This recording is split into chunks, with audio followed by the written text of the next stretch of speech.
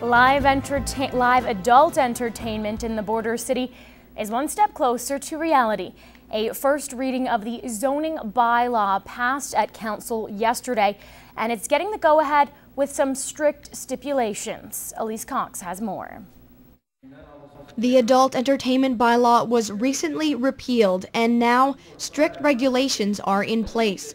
But some city councillors stand firm on expressing their discontent. If people think we had a choice in repealing that bylaw, they're thinking wrong. The adult entertainment zoning bylaw's first reading includes some rules. Any new strip club must be 300 meters away from schools, major highways, and residential areas, and 500 meters from any other adult entertainment sites. What the police have told us is don't cluster them remotely, that becomes a big problem. Though many councillors don't see eye to eye with the adult entertainment industry personally, most did vote to pass the bylaw, but it wasn't a unanimous decision. Why I stood against the proposed bylaw is simply so many people had come to me and said, Alan, we want a voice in on council to say that they definitely stand against this. So I stood with that today. Also carrying the voice of disapproval was Tim Acey, an outspoken advocate against adult entertainment. Where we have been very disappointed is the fact that this council did not want to go with a legal challenge. The bylaw will be advertised for 2 consecutive weeks, followed by a public hearing in the next council meeting. Elise Cox, Newcap News. Well, getting the motivation to hit the gym can be tough, especially on a beautiful summer day, but making a workout fun could be more convincing. Now here's Mike Baden attempting to keep pace with the rhythm and dance of Zumba on this week's Fitness First. Zumba is known as an exhilarating, Latin-inspired, calorie-burning dance party, but many people still don't know what they're getting into. Oh, first they don't know what to expect. They are expecting just a normal aerobic class, you know? So when we move our hips and we say sexy, they kind of feel, what is she doing, you know? But that keeps everything going. This is a big party. This is a big fitness party. It's not an aerobic workout, it's a party.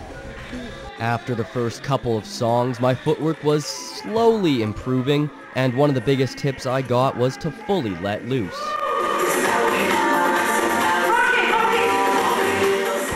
You just need to have fun, being a fun person and leave everything outside, you know? Here is another environment, you are such a different people, and you just have fun. Advantages of Zumba are endless, but the best part is feeling like you're not actually working out. And you get in shape without thinking that you are working out because you are dancing and having fun, you know? And also you move some part of your body that you have never moved in your life, like your hips, you know? Your abs, you shake a lot, so it's a different workout. Mike Baden, Newcap News. Fitness First is brought to you by Motion Fitness, a place that is dedicated to the health and wellness of your mind, body, and spirit. www.motionfitnesslloydminster.ca.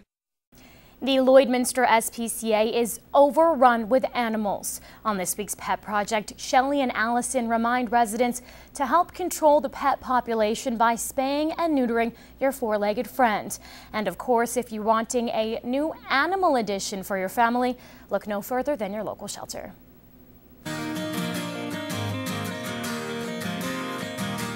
This is Aragon. He is about 6 months old and he has beautiful blue eyes. He's a husky cross and he has a bit of a story. He does. We believe he's husky, possibly boxer or something like that, which would account for his beautiful brindle coat. He came in at approximately 2 months old as our best guess, completely emaciated, missing patches of fur. Like the people that brought him in, they were actually worried. They called every couple of days. They weren't sure he was going to make it. He did have a really bad skin infection. So once he was current on vaccines, we sent him to a wonderful foster family and they took care of him for a couple of months for us. And look at him now. I mean, when he came back, I didn't even recognize him. So I really appreciate the time that they put into him, socializing him, and just loving him so that he could know that people are good. So as you can see, they did really well. I am here with Flurry, who is a 2-year-old domestic short-haired tabby who is neutered, microchipped, and up to date on his vaccinations. He'll just need his rabies. And who is this? This gentleman here, his name is Zeppelin, and they're actually kennel mates. Zeppelin here is a love bug, as you can see. He is a domestic medium hair, a black cat. He had to be shaved because he was really matted. He still has to be neutered, but he is current on his vaccines and microchipped. The reason we thought we'd bring the two of them up is it's these two handsome gentlemen that would qualify for the Adopt Me in My Shadow, so you can actually adopt both of them for the price of one.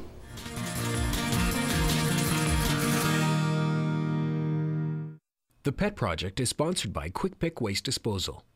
Locally owned and operated and serving urban, rural, and industrial customers in Lloydminster and region.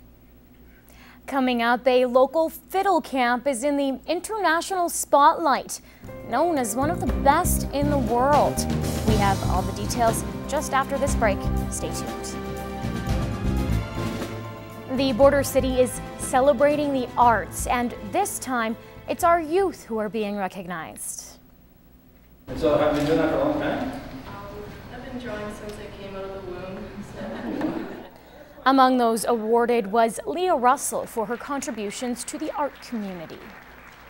Well, these kids are investing a lot of their time and talent, and they are as passionate about that as people are about other interests and pursuits. We need to make sure we have a city that supports that.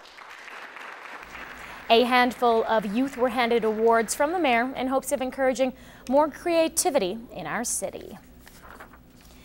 Well, Ashley McIsaac and Natalie McMaster put it on the map, and now local residents are jumping on board with old-time fiddle music. As Clayton Brown explains, a local fiddle camp is gaining notoriety throughout the world as one of the best.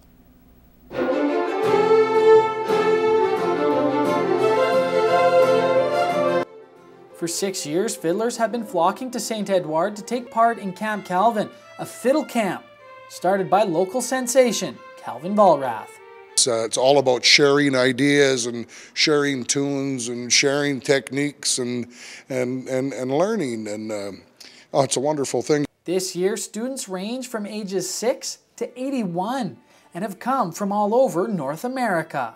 Very challenging, and it's great. I feel like I'm pushing myself to learn more and get really good technical skills on the instrument. I look at these little people about that tall, and they stand up there and they just play everything so smoothly, and us old guys, we become envious almost. What sets this camp apart from others is the caliber of instructors that come to pass on their knowledge. I've got really the best fiddle players in the country, Mark Sullivan and Patty Lamoureux and Gordon Stobie, Randy Foster. The popularity of the camp is growing. In fact, last year there was a waiting list to get in, and that's prompted organizers to expand the program. We've moved to 2 weeks. We were full house last year with a waiting list, and we've gone 2 weeks this year. In St. Edward, Clayton Brown, Newcap News.